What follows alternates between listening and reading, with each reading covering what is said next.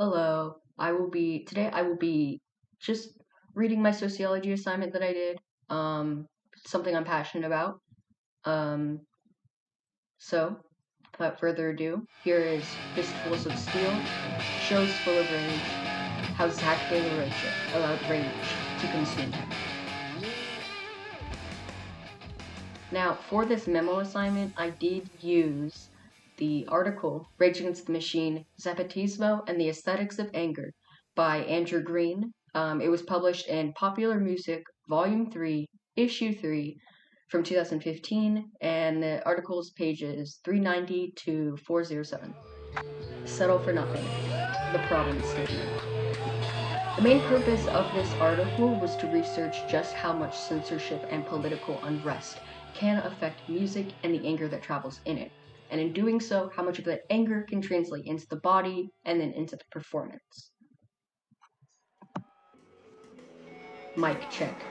The sample and methodology. The rap metal band Rage Against the Machine, specifically the frontman, Zach De La Rocha, was observed from the Pink Pop Festival that was in Landgraf in 1993 from YouTube. Green used this festival to research his article on, and I used this article to base my little memo assignment on. Calm like a bomb. The findings. Live, Zach De La Rocha can't help but perform these songs tightly, rage choking him. Even his facial expressions are contorted by rage or disgust.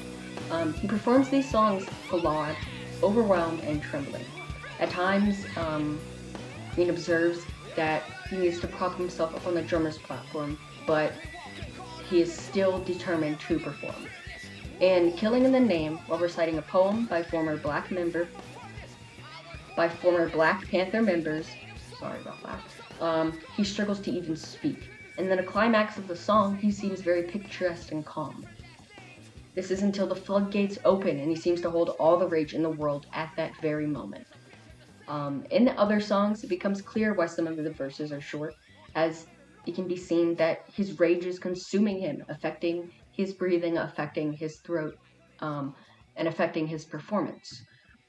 He's near incoherent. In other he is very different to other metal singers at the time, and instead of extreme technique putting Rage Against the Machine on the map, even though they did have a lot of technique, it was the extreme vulnerability and the lyrics in the songs that Zach De La Rocha allows himself to feel in front of thousands. Take the Power Back, the application.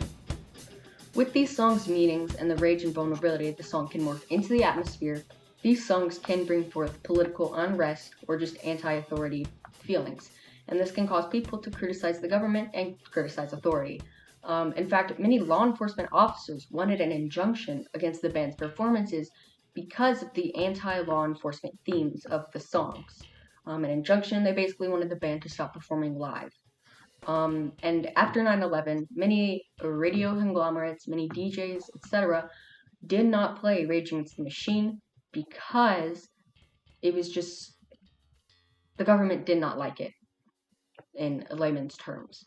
Overall, many bands and the normal populace can use this study that Green did, the bands, because vulnerability is a very strong weapon, and vulnerability is how movements begin. And citizens, because there is power in numbers and there is power in education.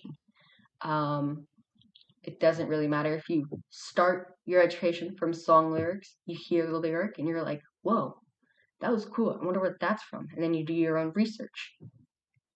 That's still education. Ashes in the Fall. My summary. Overall, Zach De La Rocha's performances of rage and his writing style created and supported many movements. There's one specific one, but I cannot remember the name of it. I will put the name of it on the screen, and anyways. And his anger transferred to people as well. This is hard to do while performing music. I used to do live music with School of Rock. In fact, I did a Rage Against the Machine show, and that got me into them. It's hard to perform vulnerable It's just something the body naturally doesn't really want to do, especially in front of crowds. Um, and I truly relate to it because even listening to the live shows, the Live and Rare album on Spotify, I can feel the anger.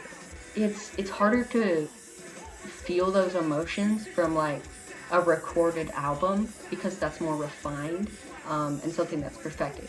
And live performance is just another window into the soul, just as like painting is, writing is, the eyes or whatever, and stuff like that. And in fact, if I go to a show and it's not flawed in some way, I didn't really see that as a good show. To me, a good performance is allowing yourself the vulnerability on stage and the crowd around as well. That's what I think constitutes as a good show. That's just me personally as someone who has performed. And Rage Against the Machine does that very well. Now, I know this video was pretty vague and not really too informative. It was just me basically rewording an article by Andrew Green. But this was what my sociology assignment was. It was just a memo on something interesting. This class made me very interested in sociology. In fact, I'm thinking of going to double major in sociology and creative writing. I'm doing creative writing right now. Just because I feel like those tie hand in hand, and also I just really enjoy sociology in general. It's pretty cool. I also really enjoy live music, and I really want to do more research on live music, specifically with political bands and stuff. But yeah, I may also do some short little videos analyzing the songs. That's just if I feel like it. Um, as I'm filming this, I have a couple other finals I need to do. And then I'm gone from my PC for a month for winter break. So I guess I'll make another video when I have time. Thanks for watching.